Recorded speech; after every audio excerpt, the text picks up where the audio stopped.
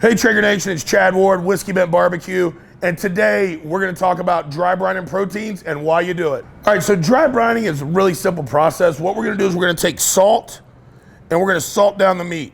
So what that's gonna do is it's gonna pull a little bit of moisture out, also add some flavor. You're going for about half a teaspoon a pound, and we're just gonna wanna get this nicely covered. And chicken's not the only thing you can do this with. Dry brining beef, dry brining pork, it's all gonna intensify that flavor.